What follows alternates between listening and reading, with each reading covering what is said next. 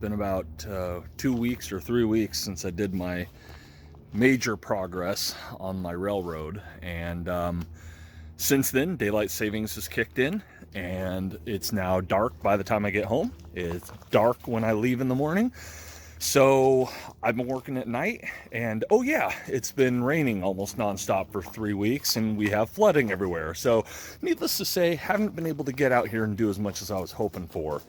However, there's been 2 nights in the last 4 days where I've had the opportunity to... What are you doing? I'm busy here. Anyway, there's been 2 days in the last week where there hasn't been rain at night. So I'm out here with a headlamp on, the lights on, which I did install the new Eufy security floodlight. So now I have surveillance videos. If somebody walks in here, the motion will trigger and start recording something. So at the very least, if somebody tries to steal all my crap, I'll have a video of it for insurance reasons. Anyway, so since the last time I set up, you could see there's been significant track changes. I wanted to do something a little more interesting here than just have 2 parallel lines running, so I spaced these out a bit. I figure maybe in the future I could do a station platform or at least some vegetation. And same thing here. I had the twin loops coming around and then they paralleled all the way to there. And I'm like, well, how about I do something more interesting? Continue the loop, extend it a little bit, have a switch, and then come back through here. And that creates this area, which will be really nice to put some vegetation in, some plants and maybe a boulder to give it some definition. So I've also worked a little bit on this area here. I experimented with doing some cement road bed, and it worked, but I didn't know what I was doing, so I had quite a lot of issues getting it to set right. And so I have river rock down there because it kept like ponding water, and then I used chicken grit or poultry grit, and then I put down some cement.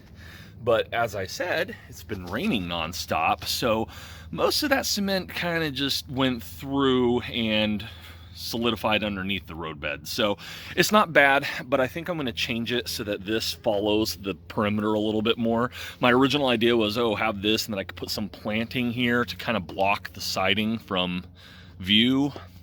I'm not sure I'm going to do that, so we'll see. And then this comes in here, and I know it's super dark. Let me bump that up if I can. Yeah, not really. But this is going to end up being my train shed area. So I'm going to build an enclosure and everything else down here. You can't see it hardly at all, so I won't focus on it. And he loves getting in my way. Get out of here, dog. So I'm going to have the main R3 turnout here. And then this one is the steeper R2 turnout, but it'll also connect into the main loop, outside loop. So, airplane overhead, which will allow me to easily put a train on the outside loop, or I could come in and put it on the inner loop if I want to from here. So that should make things a little more convenient. Something I did last weekend, even though it was drizzling, is I took my good old pickaxe there and a shovel, and I dug out a trench here, and I installed a brick. I want to say it's a road bed, but it's not. It's more of a retaining wall, just because of the elevation difference. So the reason I did this is over here. This tree, you can see the roots are like right there. So that's about as low as I could put this second rail. Any lower and it would cut into the roots and just be a pain in the butt. So that's as low as it can go. So it is a pretty steep grade, but it's only going to be ran with my smaller engines and maybe my old Western engines. So I put this brickwork in here to hold the dirt in, especially here because it's so close. These 2 tracks come so close together. I couldn't do a embankment or it would just wash out. So I have brickwork.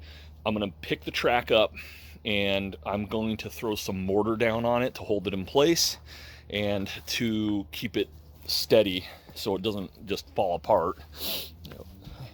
But that took way more work than I thought. And it's the classic thing of I did it and I thought it looked good, and then I was like, no, it wasn't good enough, so I tore it out and redid it again, and now I'm more or less happy with it, although this side over here is definitely a little on the low side. So coming from here, it's going to have a pretty steep descent around this curve.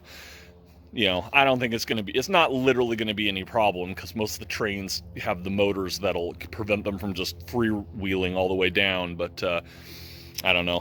Hopefully when I get my ballast in there, I can put it a little thicker here to raise up the track a little bit and smooth out this decline. I also bought some PVC stripping that I'm going to use as a border that I'm going to put on the edge of the brick so that it can hold the ballast in place. That, or I may just do mortar and then set the ballast in the mortar so it locks it in there. I'm not totally sure yet. So anyway, long video, I know, not much to show for it, but I'm making progress. I'm trying to put some interesting spots where I have like the breaks in the tracks or the separation in the tracks to give myself a chance to put in some cool either vegetation, planting, boulders, landscaping, whatever. So anyway, there's my update.